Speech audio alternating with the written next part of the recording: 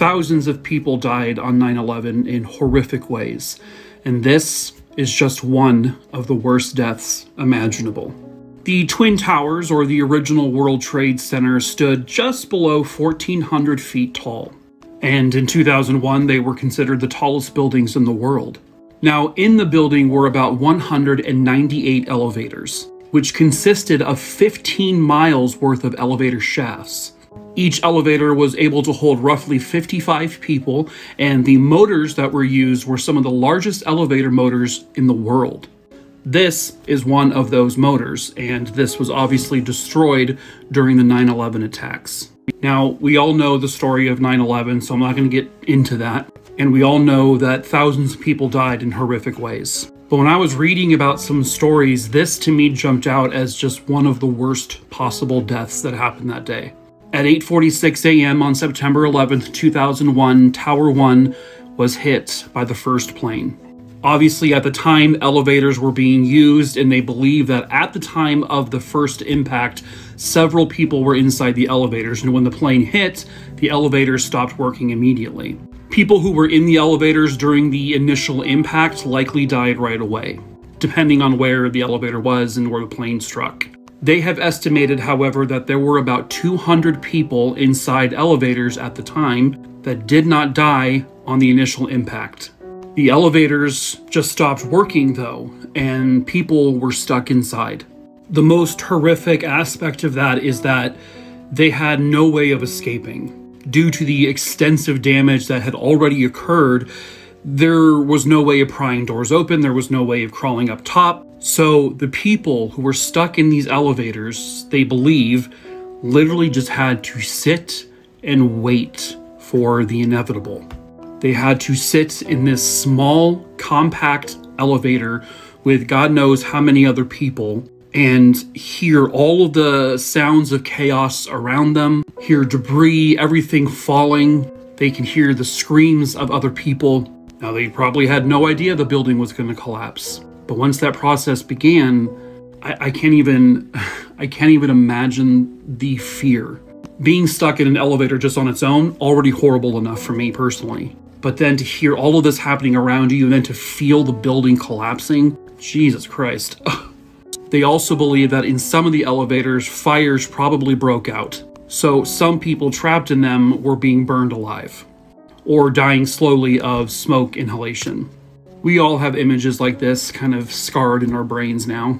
But being stuck in those elevators during all that, I can't even imagine the horror. I have questions. My spidey sense is up. My suspicion radar is sky high. In Irvine, California, police found 3 severely decomposing bodies after doing a welfare check. The bodies are believed to belong to a husband, a wife, and an adult son, and they think it's a murder-suicide domestic violence situation. But here's what's weird. Coroners believe that those bodies had been there decomposing from anywhere between 12 to 16 months. They haven't been seen or heard from in a year. They live in a gated community. They have a mortgage. They have HOA, which if you know anything about that, like strict upkeep is required with your landscaping and other maintenance. So if they've been dead this long, who the heck's been doing all of that? Who's been paying their bills? Like, how did this go this long? Doesn't seem right. It just doesn't seem. Let's talk about what happened to 4-year-old Sofia Juarez. She was born on February 5th, 1998. She lived in Kennewick, Washington with her 20-year-old mother, Maria Juarez. Her house was pretty crowded. She lived with her mom, her grandma, her older brother, her cousins, uncles, tias, the whole shebang. So it was a pretty crowded house. Sofia was pretty shy. She wouldn't really talk to strangers or go wander by herself. She pretty much only trusted her family. On Tuesday, February 4th, 2003, one day before Sofia's 5th birthday, it was around 8:15 p.m. and Sofia was in her room with her cousins and her brother playing and watching cartoons.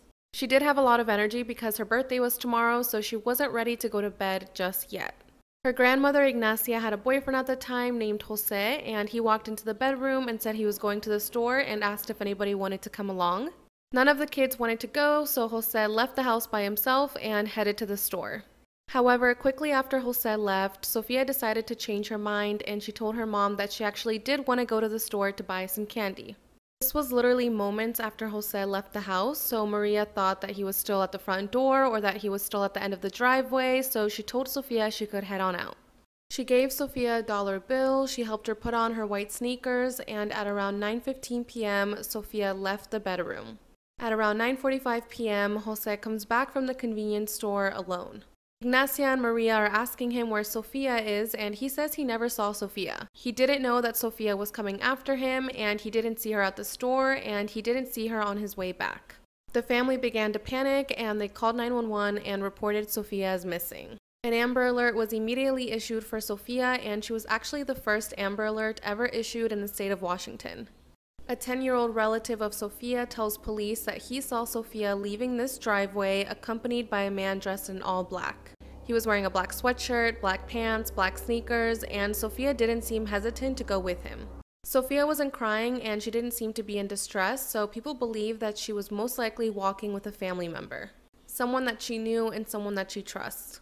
However, since this relative was only 10 years old, police didn't really know if they could trust what he saw, so to this day, his sighting has never been confirmed. The grandmother's boyfriend was cleared, as well as Sofia's father. For the next 18 years, there would be no leads in Sofia's disappearance. Until April of 2021, when this TikTok account called Acá y Allá uploaded this video with the woman in Culiacán, Mexico. This woman says that she was 22 years old and that she didn't like her birthdays. She also said she wanted to give a shout out to her grandparents and wanted them to come save her because she was kidnapped. Part 2 should be up now. Alright, part 2 on what happened to Sofia Juarez. So she tells him that she's been kidnapped and he kind of makes a joke of like, oh, you don't look kidnapped to me. And she laughs, but she says, honestly though, if someone is watching this video, please come help me because I don't know where I am and I'm kidnapped.